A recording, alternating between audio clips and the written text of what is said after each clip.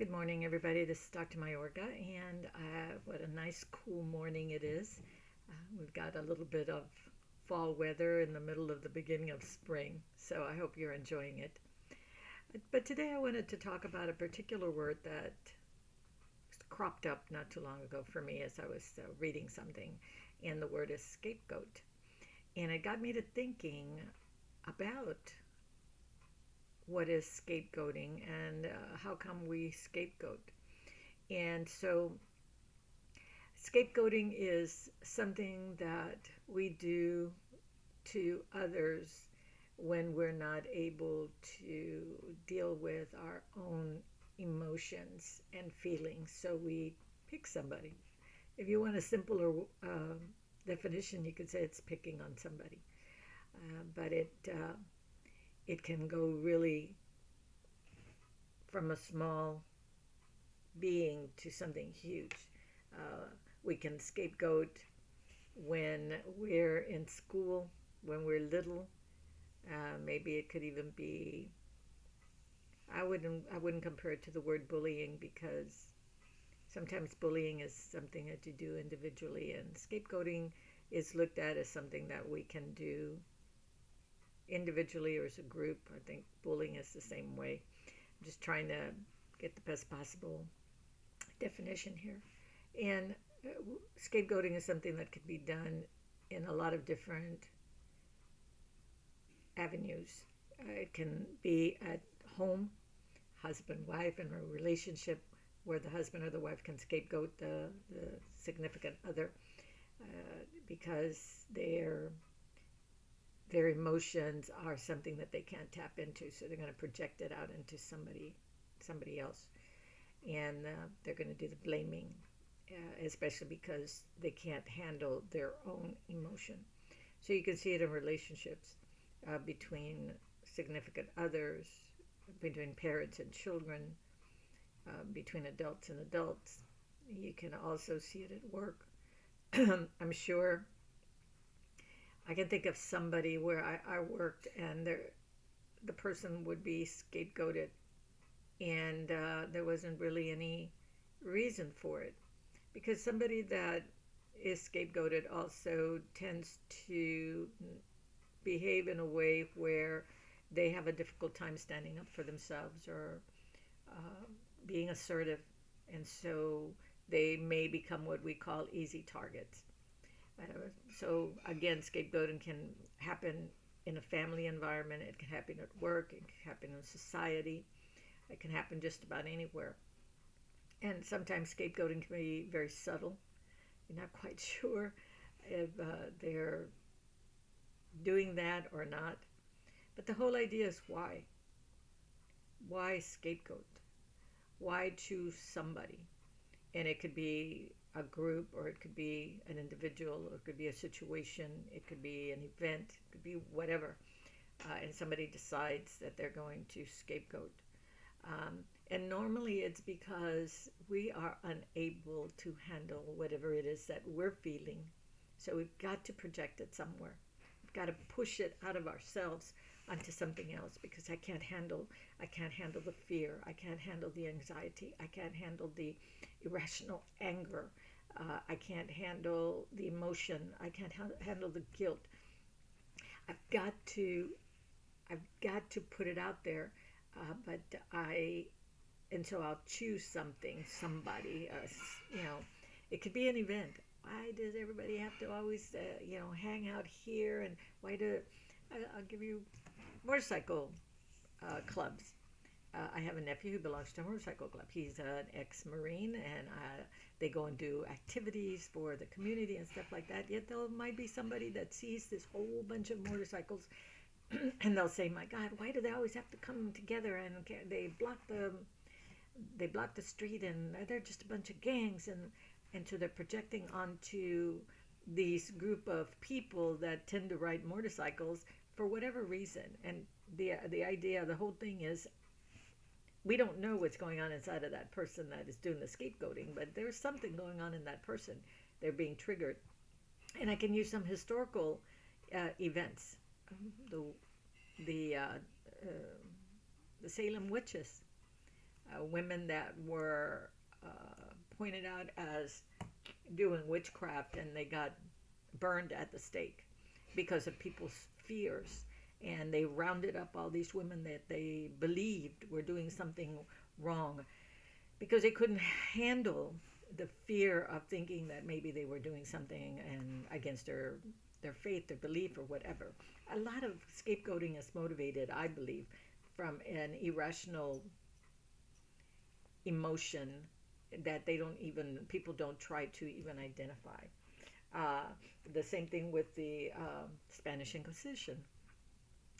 The Spaniards decided that they were going to convert the Jewish people, so they went over there and they did a massacre. And also the Spanish Inquisition for people that didn't follow the rules, and they were put on racks and destroyed and killed.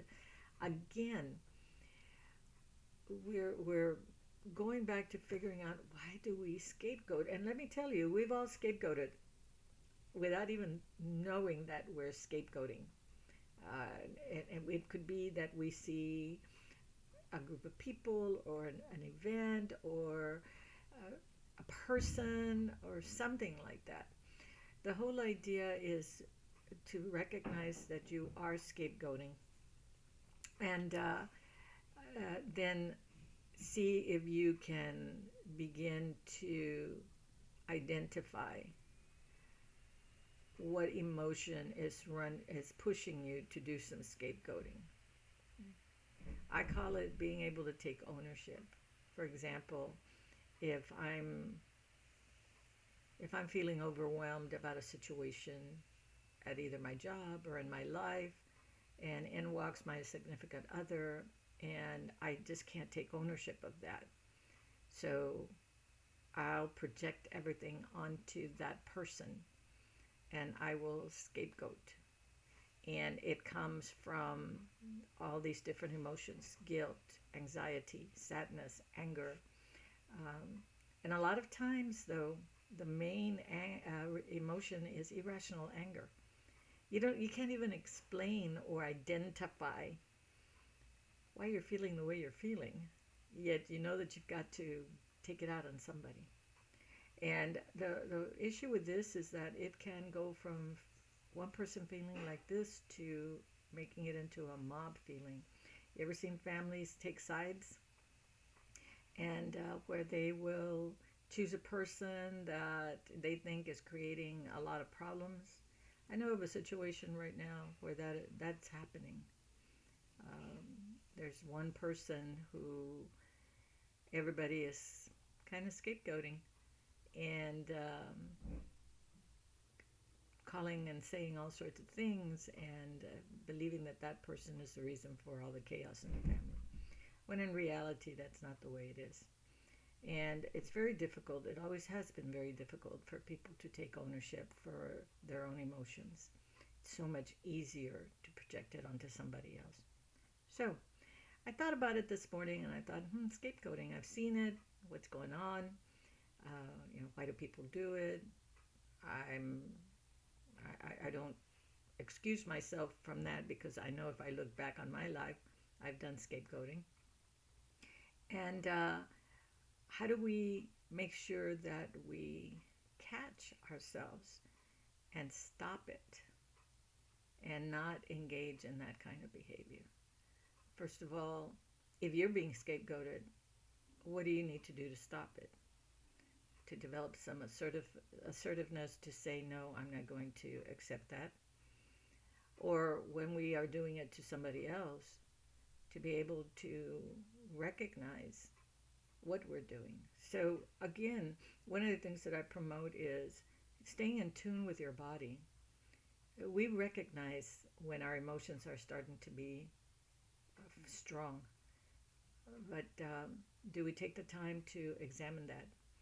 For example, maybe you go to work. I always use work as an example because it's a pretty good one, but you go to work and you're feeling fine, you're sitting at your desk, and all of a sudden you start to feel irritated.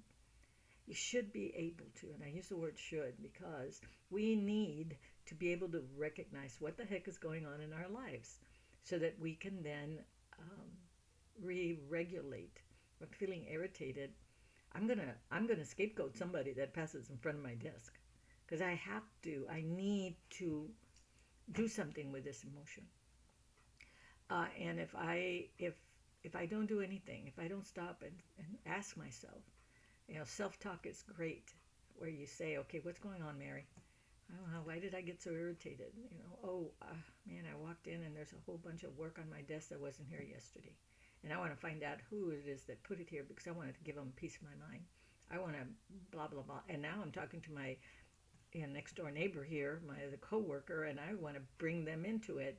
And I want them to be on my side, so that then we can together go and scapegoat somebody and project onto them our irritation, because it is an irrational irritation or irrational anger that really has no foundation, but we just need to do it.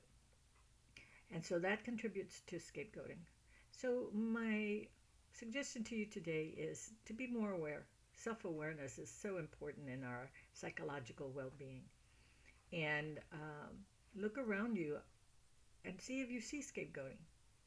And then question that, either within yourself, or do a little examination and see if there's some way that scapegoating needs to end. Because I'll tell you something about scapegoating. It doesn't allow room for dialogue. It doesn't allow room for working together and making things better. In whatever environment you're in, scapegoating is an easy way out. It's always easier to pick somebody and put the blame on that person. And if you'll notice, it happens all around us, within families, within work, within society. And the thing with that is that if we don't stop it, it just escalates, and it brings chaos, conflict, and destruction. So I leave you with this today. Think about the word scapegoating. And before we look out to see who's doing it, look inward and see if that's something that you're tending to do that's creating pain and chaos and conflict, not only in your life, but in somebody else's life. So may you have a good day. And if you like my videos, please subscribe. Thank you.